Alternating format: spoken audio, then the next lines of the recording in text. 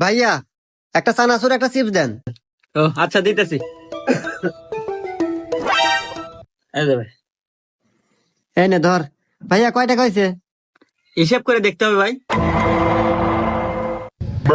Chips 10 আর একটা চানাচুর 10, মোট 1010 টাকা ভাই। আচ্ছা দিতেছি ভাই, এই নেন। এ ভাই এনে না 10 টাকা দিলেন মাত্র। 10টা মানে কি কর, আমি হিসাব করে দিই, খাতা কলম দেন। এই ধর তো।